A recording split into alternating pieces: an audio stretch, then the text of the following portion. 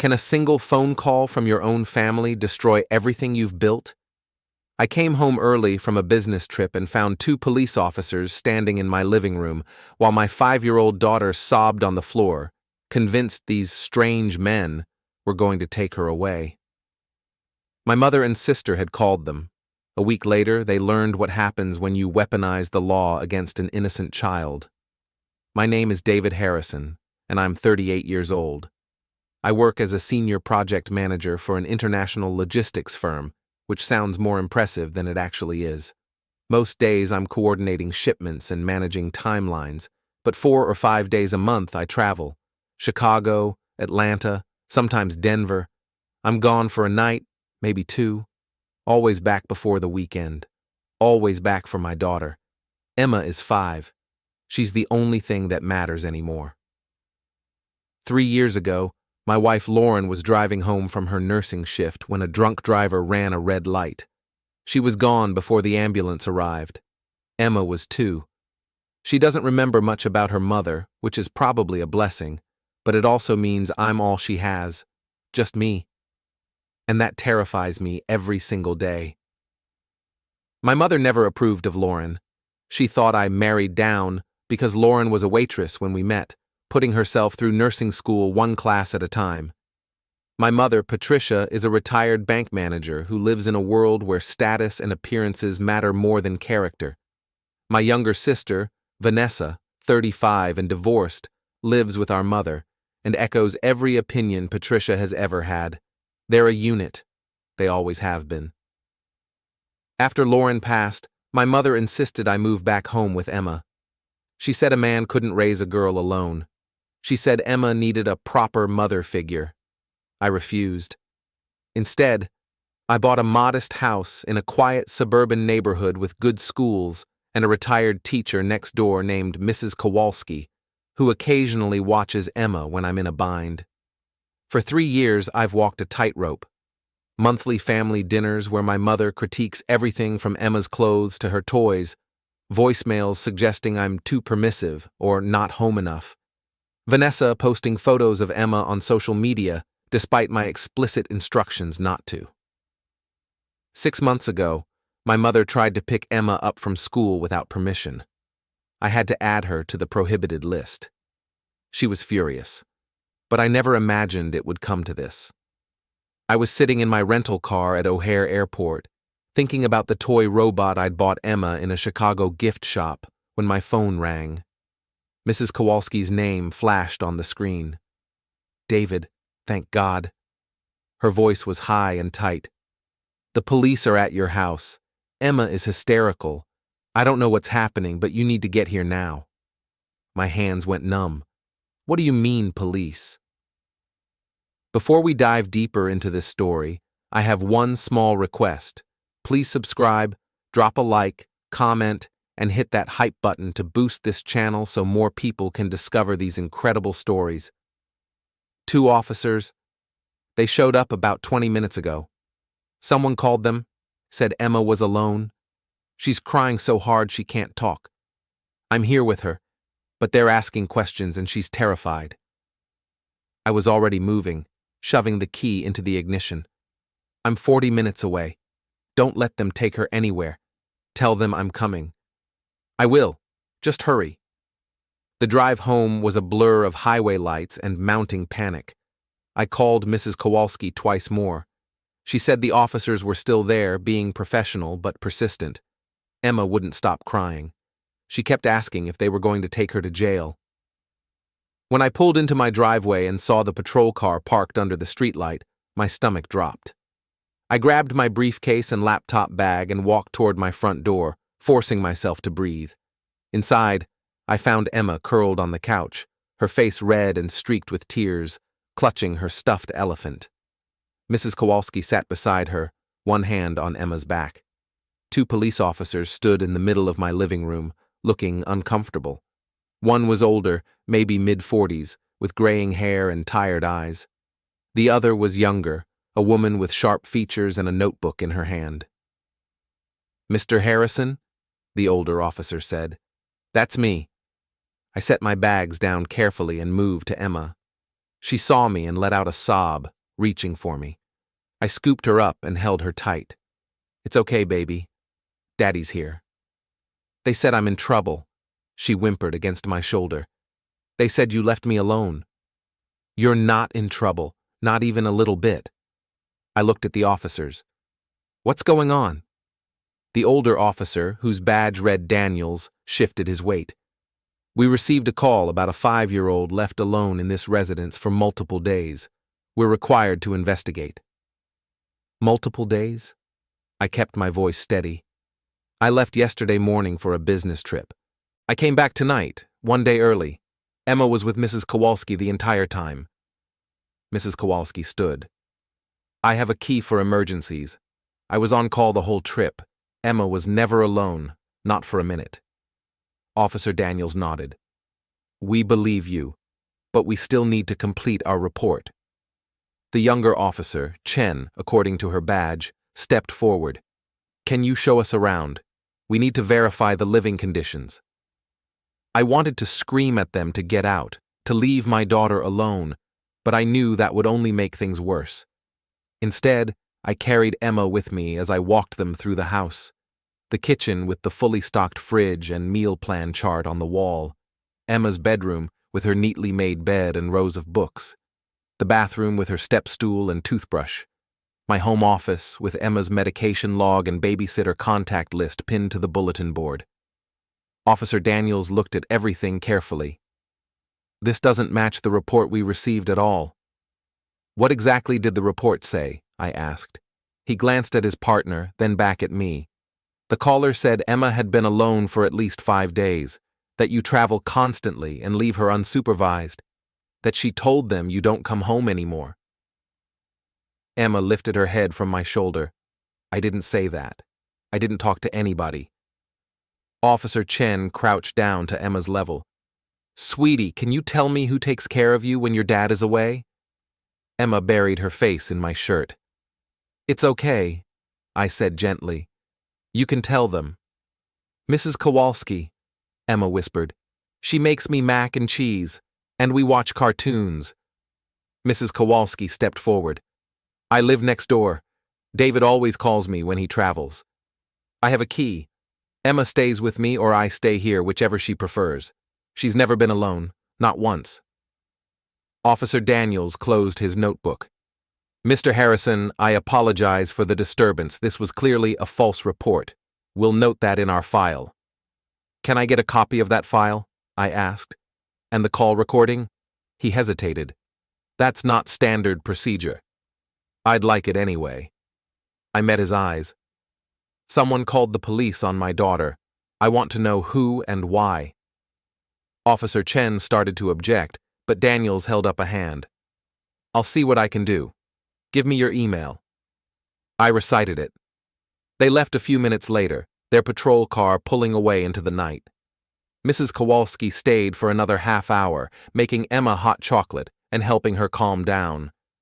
When she finally left, I carried Emma upstairs and sat with her in her room.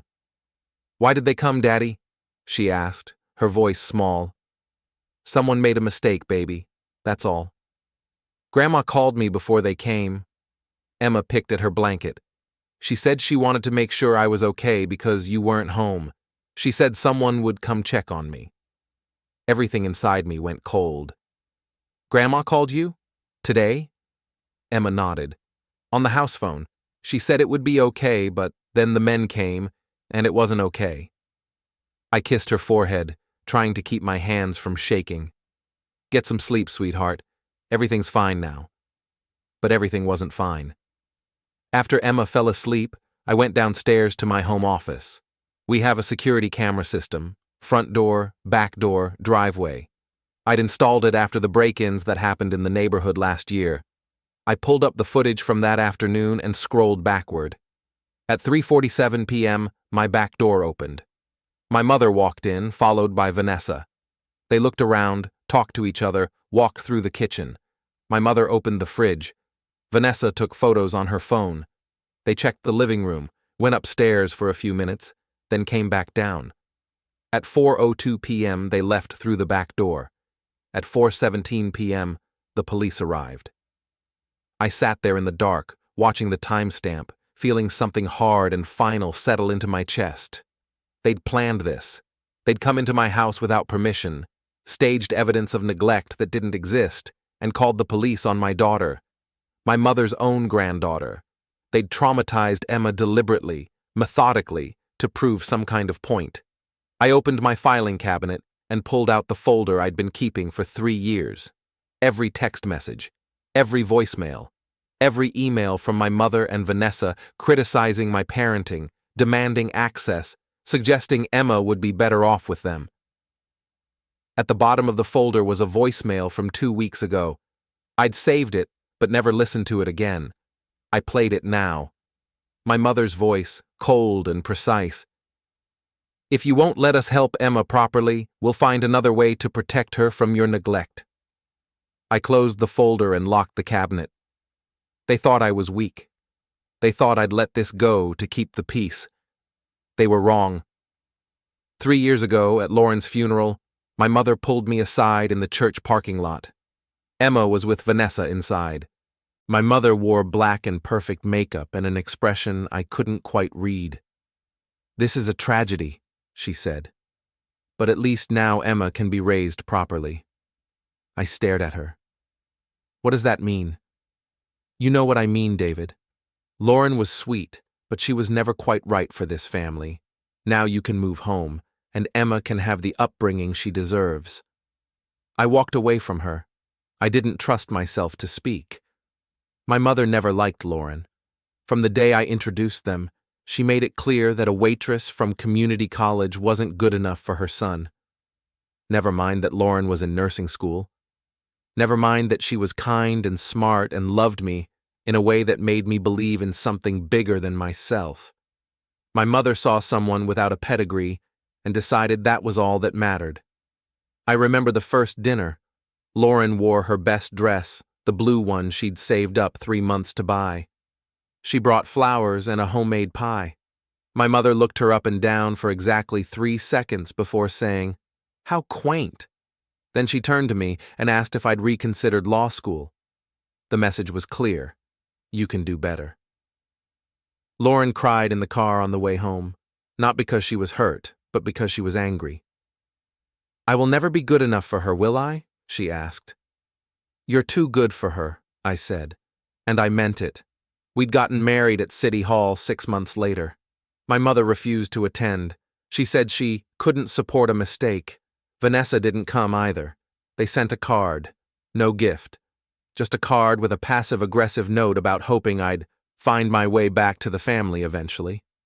Lauren framed that card and hung it in our bedroom closet. "So I never forget who we're dealing with," she said. When Emma was born, my mother showed up at the hospital uninvited. She walked past Lauren's bed without looking at her and reached for Emma in her bassinet. Lauren, still exhausted from 18 hours of labor, said quietly, "Ask permission first." My mother turned to her with cold eyes. "I'm her grandmother." "And I'm her mother," Lauren said. "Ask." My mother left without holding Emma. She didn't visit again for 3 months. After Lauren passed, the pressure started immediately. "Move home. Let us help. Emma needs stability. A man can't do this alone." I refused every time, but I started noticing things. Small things at first. My mother would comment on Emma's appearance at family dinners. "Her hair is getting so long. She needs a proper cut. I can take her to my stylist." I'd say no. The next dinner, she'd bring it up again and again, wearing me down with repetition. She'd buy Emma expensive dresses and toys I couldn't afford. "Every girl needs nice things," she'd say, looking pointedly at Emma's department store clothes. Emma would thank her, excited, and I'd see my mother's satisfied smile.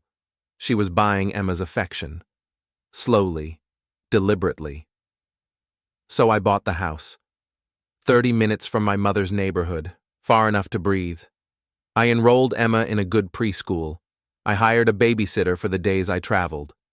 Mrs. Kowalski became a godsend, a kind woman who treated Emma like her own grandchild. I built a life, but my mother wouldn't let go. Monthly family dinners became mandatory. I'd show up with Emma, and my mother would spend 2 hours picking apart every choice I'd made. Emma's shoes were wrong. Her hair needed cutting. Why was she playing with toy trucks instead of dolls? Why wasn't she in dance classes? Why did I let her eat chicken nuggets? One dinner, Emma was playing with a toy dinosaur. My mother plucked it from her hands and said, "Girls don't play with dinosaurs, sweetheart. Let's find you a nice doll." Emma's face fell. She loved that dinosaur. She'd named it Steve. I took it back from my mother and handed it to Emma. "She can play with whatever she wants." My mother's expression hardened. "You're too permissive, David. She needs structure, guidance, a woman's influence." "She has guidance," I said. "Mine." After that dinner, my mother started calling me every other day, checking in, asking questions. What time does Emma go to bed? What does she eat for breakfast?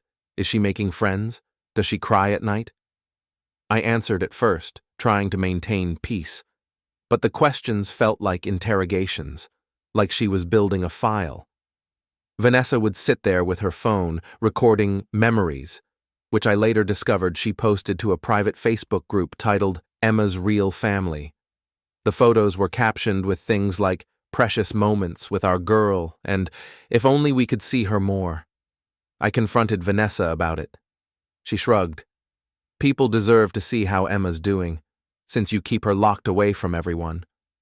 "She's not locked away. She's my daughter. I decide what gets shared online." "You're paranoid," Vanessa said, "and controlling, just like always." 6 months ago, I got a call from Emma's school. My mother had shown up during pickup, claiming there was a family emergency and she needed to take Emma home. The front office called me to verify. I told them no. Absolutely not. I added my mother to the prohibited pickup list that same day. She left me 8 voicemails that night, each one angrier than the last. The final one said, "You're making a terrible mistake, David. You'll regret this." I saved every single one. Then there were the social media posts. Vanessa kept sharing photos of Emma without my permission, tagging them with captions like, "Miss my sweet niece so much," and "Some people don't appreciate family." When I confronted her, she said, "Grandma deserves to share her granddaughter with the world. You're being selfish." I blocked them both, changed my privacy settings, made my accounts invisible. That's when the private investigator showed up. I found out by accident. Mrs. Kowalski mentioned a man in a car parked across the street taking photos of my house. I called the police, but by the time they arrived, he was gone. A week later, I saw the same car. I walked up and knocked on the window. The guy inside barely looked at me before driving off. I hired a lawyer, an old college friend named Greg Thompson, to send a cease and desist letter. That's when I learned my mother had hired the investigator to document my pattern of abandonment. Greg reviewed everything: the emails, the texts, the unauthorized school pickup, the investigator. He said it looked like my mother was building a case for grandparents' rights. "Does she have a case?" I asked. "Not in this state," Greg said, "especially since you're a fit parent and there's no abandonment, but it shows intent. She's escalating." I started documenting everything after that. Every interaction, every text, every voicemail. I kept it all in a locked filing cabinet in my office. 3 years of evidence. And now, sitting in that same office the morning after the police incident, I pulled it all out again. Page after page of my mother's attempts to control Emma's life. Attempts to control my life. At the very bottom of the drawer was a sealed envelope. Inside was Lauren's will. I'd read it once, right after she passed, and never looked at it again. I opened it now. Lauren's handwriting in the margins. Notes she'd made to the lawyer when drafting it. The legal language was clear. In the event of her passing, I was Emma's sole guardian. But there was a clause I'd forgotten about. Under no circumstances is Patricia Harrison to be granted custody or guardianship of Emma Harrison. This exclusion is deliberate and absolute. Lauren had added a handwritten note beneath it. "She will try. Don't let her." Lauren had known. Even then, She'd known my mother would try this. There was also a file from 2 years ago. My mother had filed for grandparents' rights, claiming I was unfit and Emma needed her guidance. The judge had denied it immediately, citing lack of evidence and my strong parental record. My mother never mentioned it. Neither did I. But I'd kept the court documents. I spread everything across my desk. 3 years of harassment, evidence of boundary violations, proof of her attempts to undermine me at every turn. And now she'd called the police on my daughter. I picked up my phone and checked my voicemail. There was one new message from last night, left while I was putting Emma to bed. My mother's voice, concerned and sugary. "David, we heard the police were at your house. Is everything all right? Is Emma safe? Call me back as soon as you can. We're so worried." She didn't mention that she was the one who called them. I saved the voicemail, added it to the pile. An hour later, Emma came downstairs. She looked pale and tired. "Can I stay home today?" she asked. "Of course, baby." I called Dr. Helen Foster, Emma's therapist. Emma had been seeing her since 6 months after Lauren passed, working through grief and anxiety. Dr. Foster had an opening that afternoon. At the police station, I gave my formal statement. Officer Daniels walked me through everything. I brought my travel itinerary, my babysitter's contract, Mrs. Kowalski's contact information, Emma's school attendance records, and her medical files showing regular checkups and vaccinations. "You didn't need to bring all this," Officer Daniels said. "I want it on record." He nodded slowly. Then he leaned forward, his voice quieter. "Off the record? Your mother called it in. She was convincing, said she'd been documenting neglect for months, said Emma told her you were never home." My jaw tightened. And when we got here, none of it was true. Everything she said was a fabrication. "Can I get a copy of the call recording? I'm not supposed to give that out, but..." He slid a flash drive across the table. This didn't come from me. I took it. "Thank you." That afternoon, Dr. Foster's office was quiet and calm, decorated with soft colors and children's drawings on the walls. Emma sat in a beanbag chair and drew pictures while Dr. Foster and I talked in low voices. "She's regressed," Dr. Foster said. "She's showing signs of acute stress. She won't let you leave the room. That's a trauma response." "What do I do?" "Keep her stable. Consistent routines. No surprises." Dr. Foster paused. "David, Emma said something during our session. She said her grandmother told her it would be okay, but it wasn't. She thinks she did something wrong." "She didn't." "I know that. You know that. But Emma doesn't." Dr. Foster looked at me seriously. "I can write a formal assessment documenting the psychological harm caused by this incident, if you need it." "I might." That night, my mother called again. I answered, keeping my voice calm. "David, thank goodness," she said. "We've been so worried. What happened?" "Everything's fine. I heard the police were there. Was Emma all right?" "She's fine. You sound upset." "I'm tired." There was a pause. "Family dinner is this Sunday, 4 o'clock. Don't forget. Emma needs her family right now." I closed my eyes. "I'll think about it." I hung up before she could respond. Vanessa texted 10 minutes later. "Why are you being weird? Emma needs us." I didn't reply. In my office, I sat in the dark and thought about everything my mother had done, everything she'd tried. The pattern was clear. She wasn't going to stop. She believed she was right.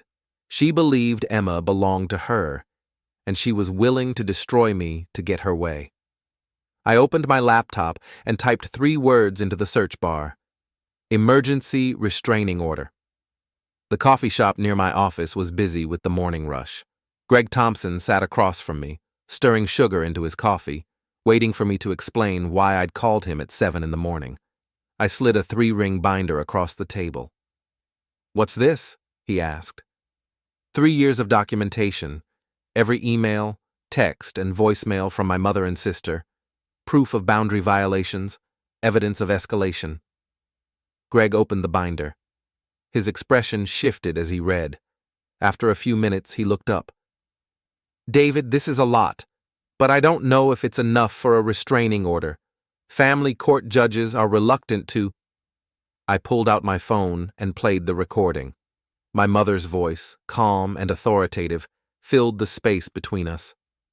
Yes, I'd like to report child neglect. My son has left his 5-year-old daughter alone for nearly a week. She's scared and hungry. I've been documenting this for months. He travels constantly and doesn't provide proper care. The dispatcher asked for details. My mother gave my address. She described Emma as emotionally abandoned. She said Emma had told her, "Daddy doesn't come home anymore." None of it was true. Greg's face went pale. When did this happen? 2 days ago. The police showed up at my house. Emma was terrified. She thought they were going to take her away. Where were you? On a one-day business trip. Emma was with my neighbor, who has a key and emergency contact authorization. The police confirmed everything my mother said was a fabrication. Greg sat back. This isn't a grandparent conflict anymore. This is parental alienation. And filing a false police report. I pulled out another file. Security footage. My mother and sister entered my house without permission 30 minutes before the police arrived. They walked through, took photos, staged evidence that didn't exist. Greg watched the footage on my phone. His jaw tightened. There's more, I said. Dr. Foster completed a psychological assessment of Emma. She's regressed. Acute stress response, directly caused by this incident. I handed him Dr. Foster's letter. Greg read it slowly, then set it down and exhaled. You want a restraining order, he said. For both of them. No contact with Emma. No contact with me. No approach to the house or Emma's school. I can file for an emergency order, but you need to understand what this means. You'll be severing ties with your family, permanently. They severed them when they called the police on my daughter. Greg nodded. I'll need witness statements, documentation from your employer showing your travel schedule, school records, everything you've got. I handed him another folder. Already done. He looked through the pages, shaking his head. You've been preparing for this. I've been documenting. There's a difference. Is there? Greg closed the folder. David, I have to ask. Are you sure about this? Once we file, there's no going back. Your mother will know. Your sister will know. The whole family will know. They already know what they did. They're just betting I won't do anything about it. Greg studied me for a long moment. You've changed. I became a father. That changes everything. He drank his coffee, thinking. I'll need a few days to prepare the petition. We'll request an emergency hearing, which means we can get in front of a judge within a week. You'll need to be ready to testify. I'm ready. And Emma, they might want to interview her. Dr. Foster can speak for her. Emma's been through enough. Greg made notes on a legal pad. I'll also need character references, people who can attest to your parenting and your mother's behavior. Mrs. Kowalski will testify. My boss, James Mitchell, will provide employment documentation. The school principal has already offered to help. Good, that's good. Greg looked up. One more thing. If we win this, your mother might retaliate, not physically but legally. She could try to file more reports, claim you're unstable, anything to discredit you. Let her try. I'll document that too. That afternoon, I met with my boss, James Mitchell. He's a good man, father of 4, who's always been understanding about my situation. I explained what happened. He listened without interrupting. What do you need? He asked when I finished. A notarized letter confirming my travel schedule, my performance reviews, and my emergency contact protocols. He printed everything within the hour, but before I left his office, he stopped me. David, I want you to know something. You're one of the best people I've worked with, not just professionally, but as a person. What your mother did? That's not normal family conflict, that's abuse. Don't let anyone tell you otherwise. His words stayed with me.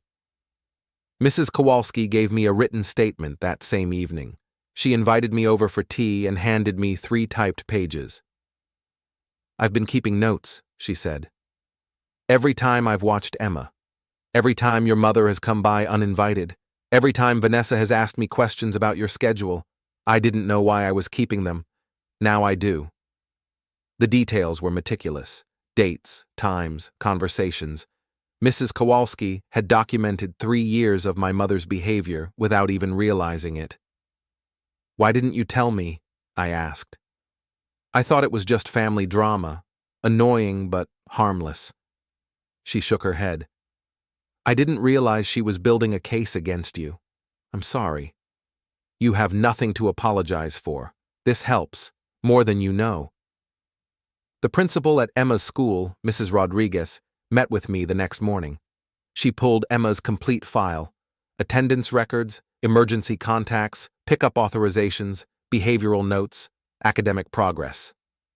"Emma is thriving," she said. "She's well-adjusted, happy, engaged in class.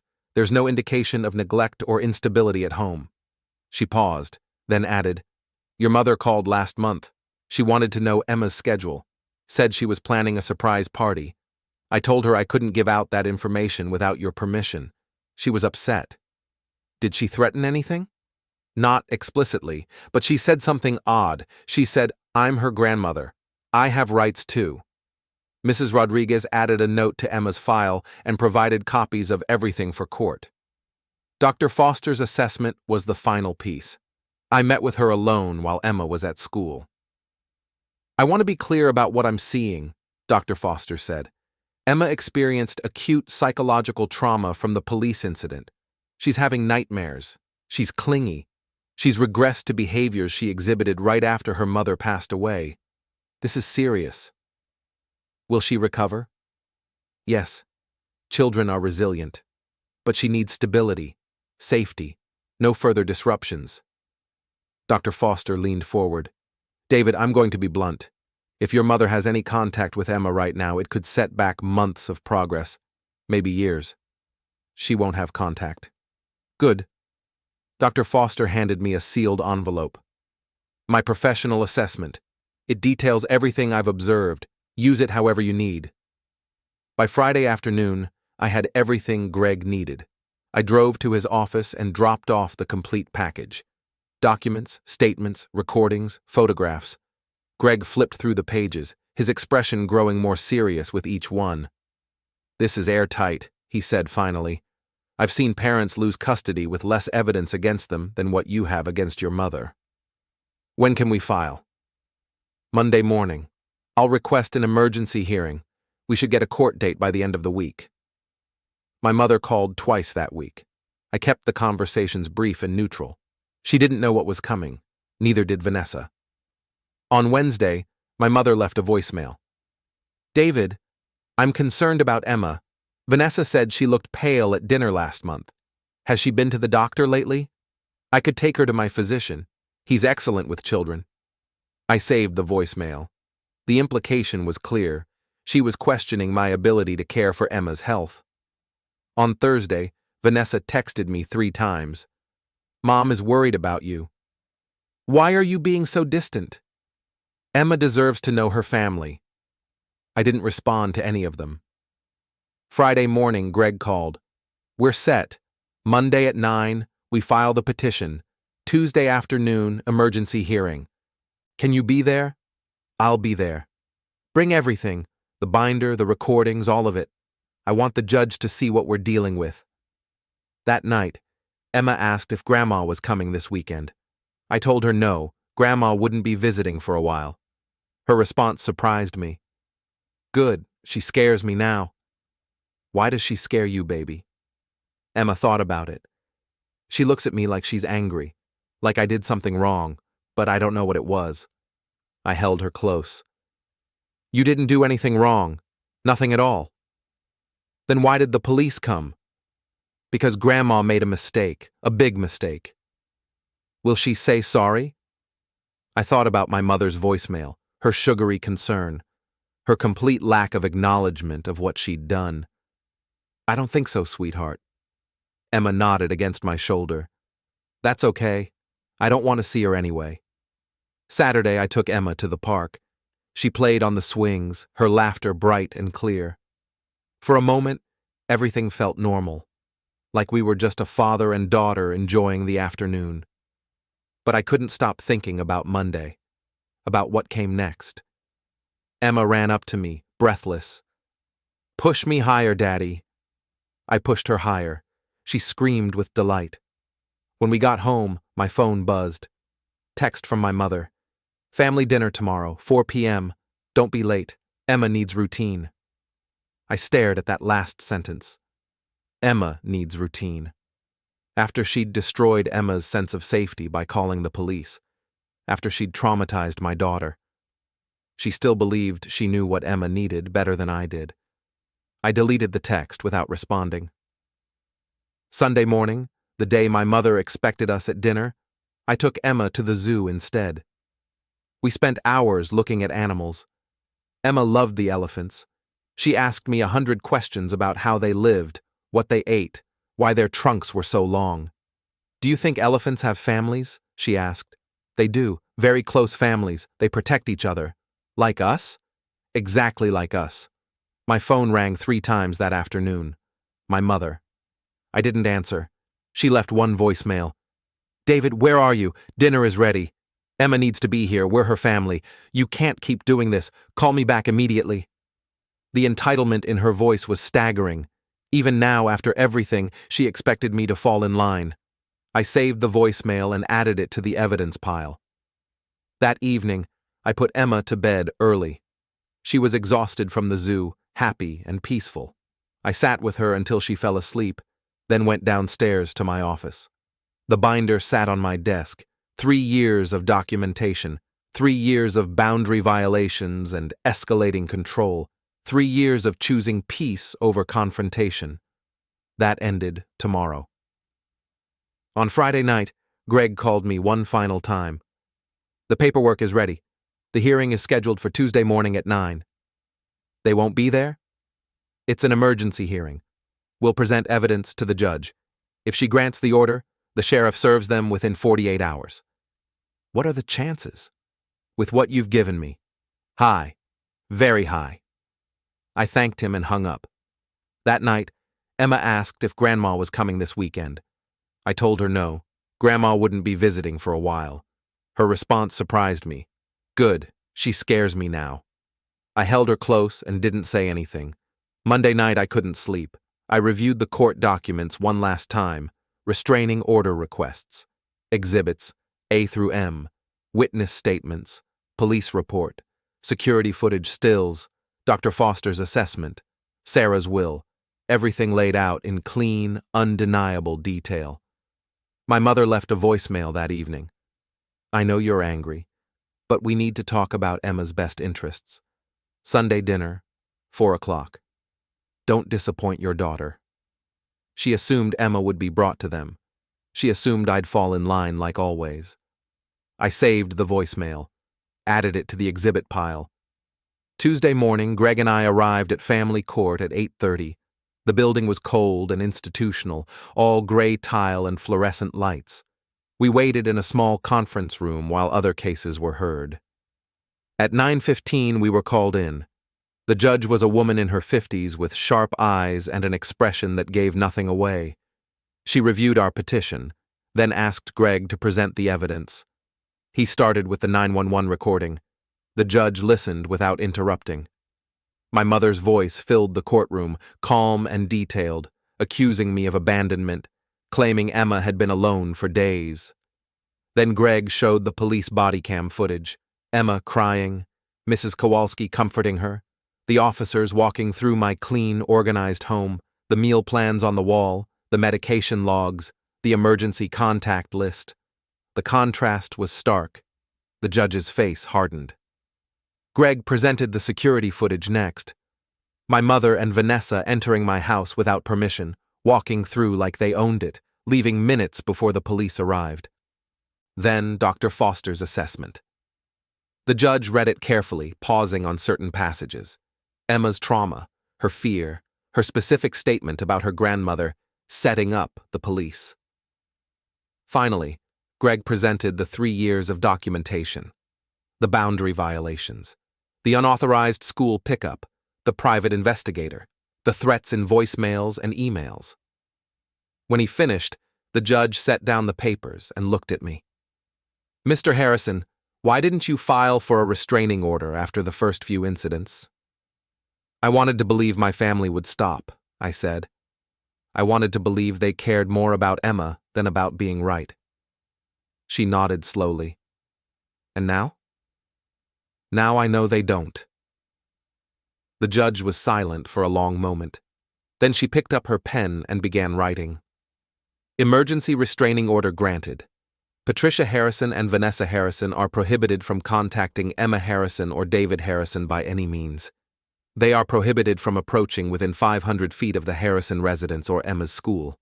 Violation will result in immediate arrest." Greg leaned forward. "Your Honor, we'd like to request an additional provision. Any future CPS or police reports filed by the respondents should include notation that they are subject to a restraining order related to a prior false report." The judge added it without hesitation. "Granted. Additionally, each violation of this order will extend the no-contact period by 12 months. She signed the order and handed it to the clerk. "Sheriff will serve within 48 hours. We stood. Greg shook the judge's hand. We walked out of the courthouse into cold morning air. "It's done," Greg said. "I called Mrs. Kowalski and asked her to watch Emma Wednesday afternoon. I didn't explain why. Not yet. That evening, Emma asked if Grandma was coming for her birthday next month. I told her no, gently. She hugged me and whispered, 'Thank you, Daddy.' Wednesday, I took a half day from work and brought Emma to the park. She played on the swings, laughing for the first time since the incident. She was still clingy, still checking to make sure I was there, but she was healing.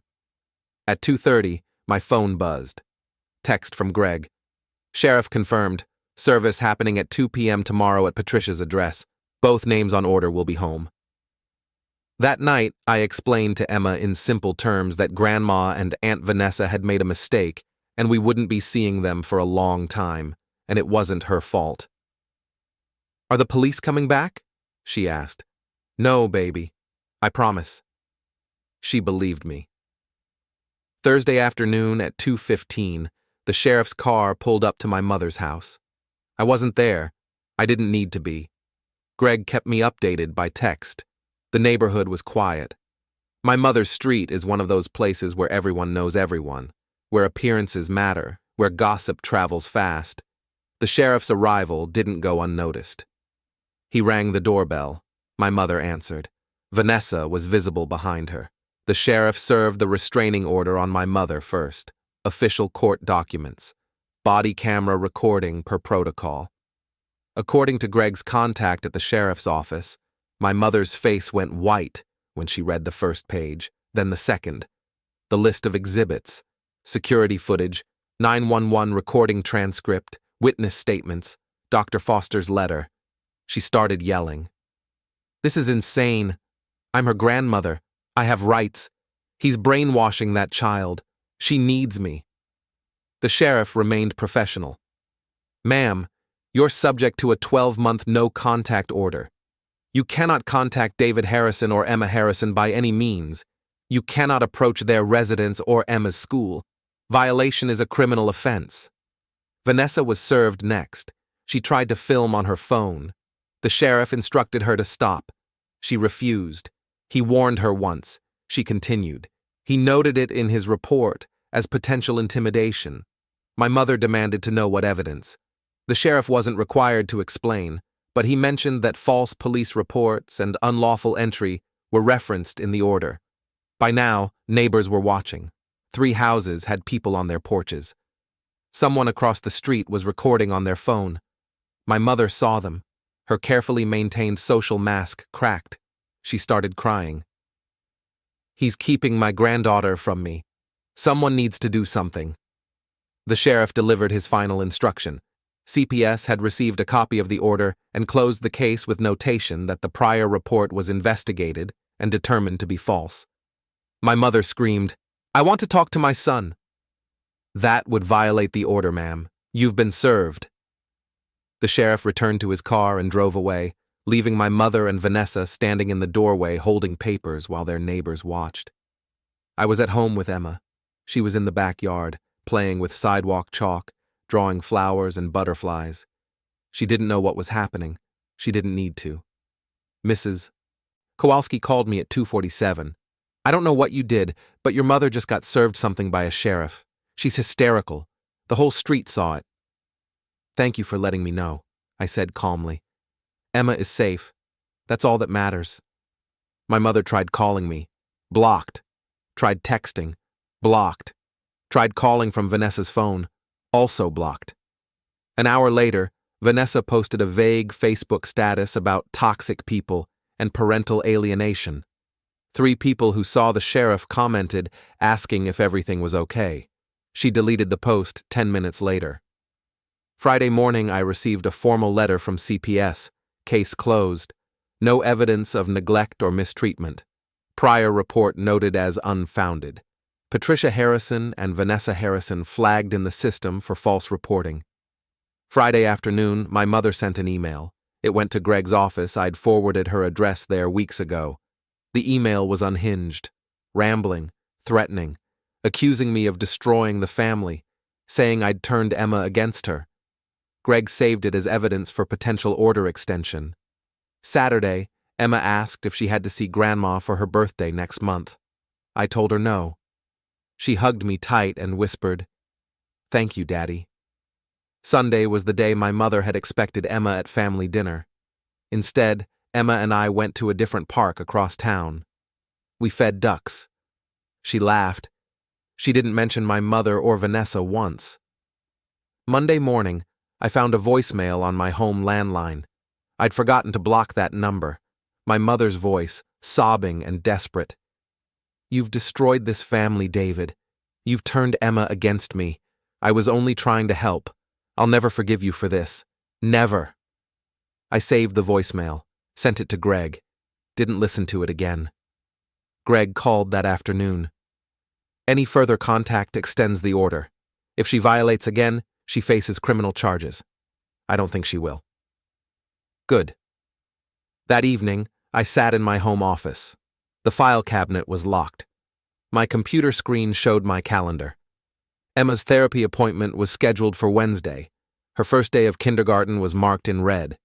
My mother's birthday in 2 weeks was crossed out. Vanessa's number was deleted from my phone. The security system was armed. The spare key was retrieved and destroyed. The locks were changed. Emergency contacts were updated. I opened my email and found a message from Dr. Foster.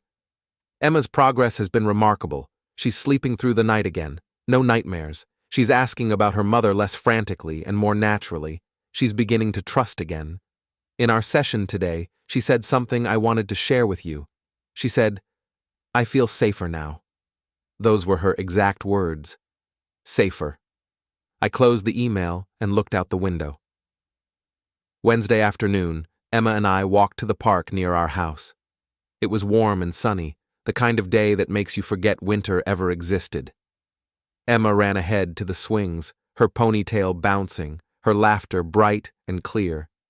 Mrs. Kowalski met us there. She'd brought homemade cookies. Emma ate 3 and told her about the butterflies she'd seen at school.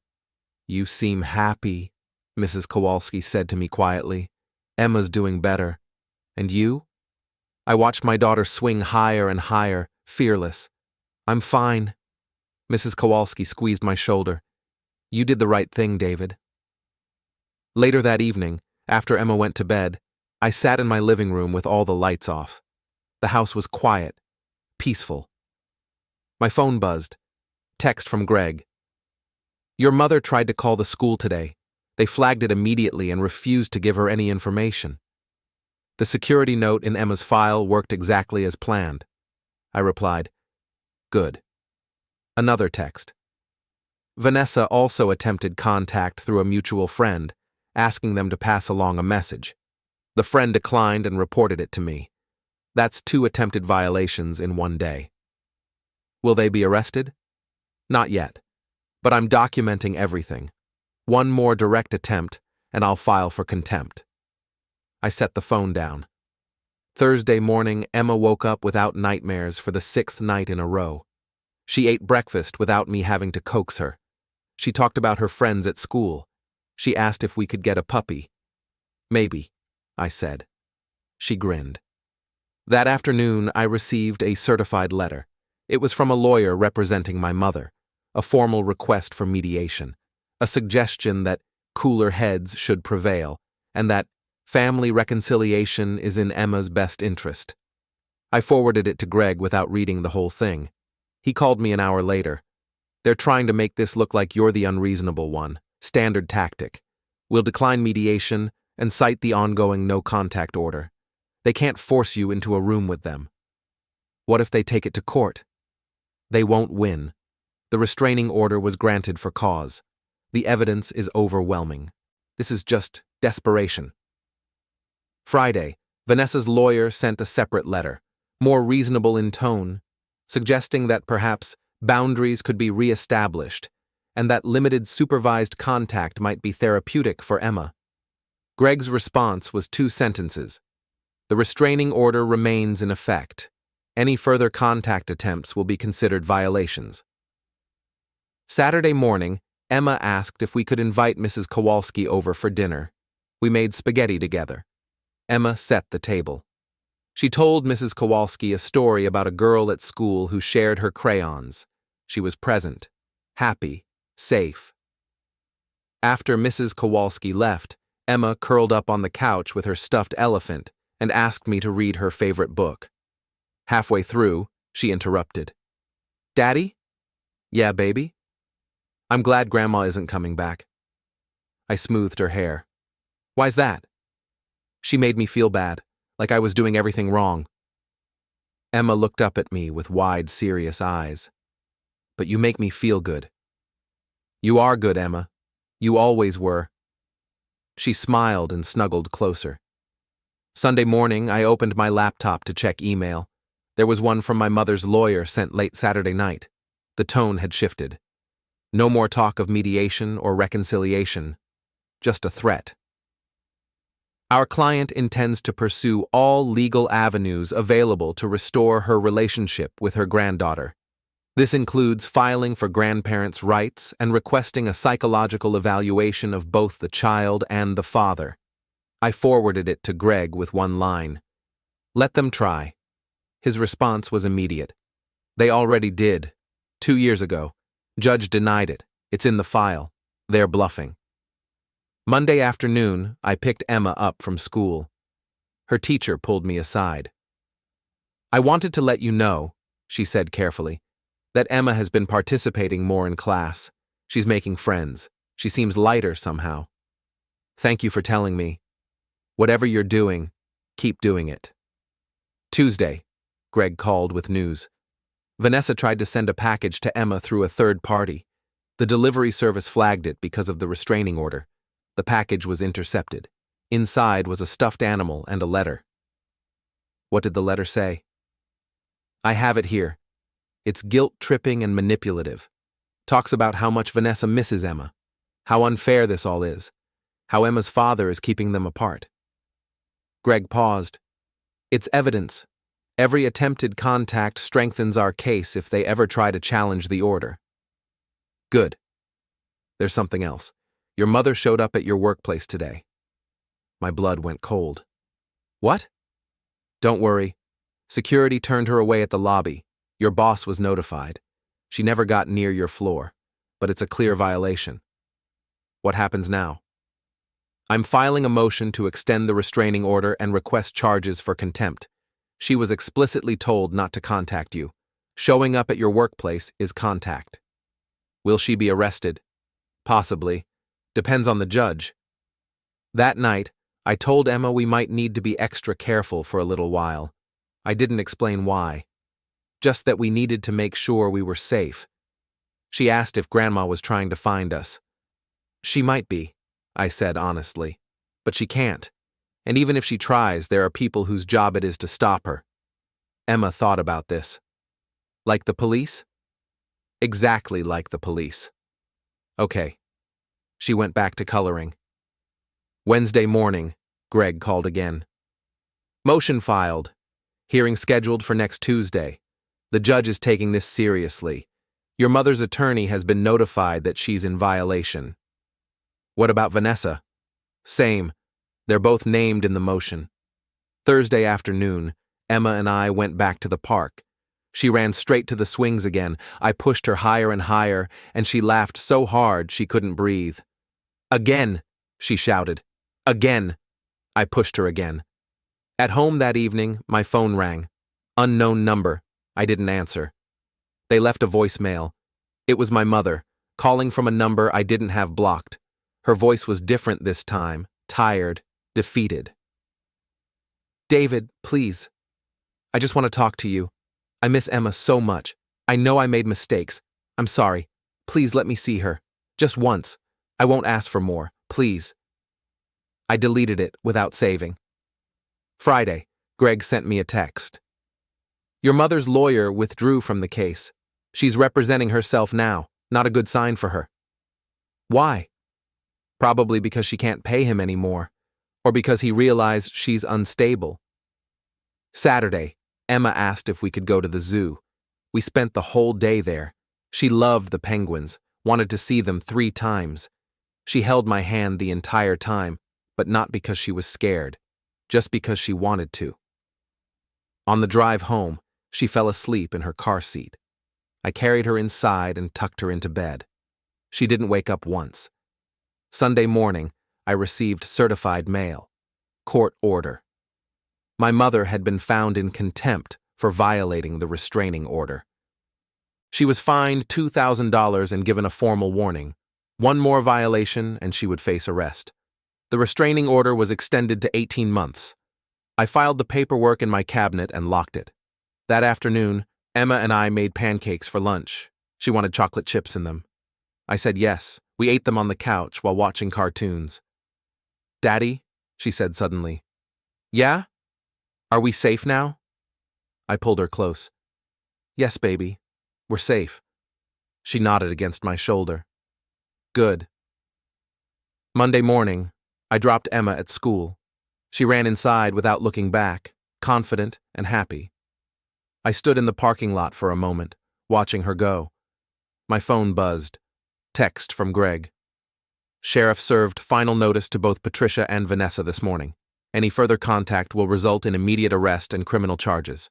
No exceptions. I replied, Understood. Another text. It's over, David. You won. I stared at those words for a long time.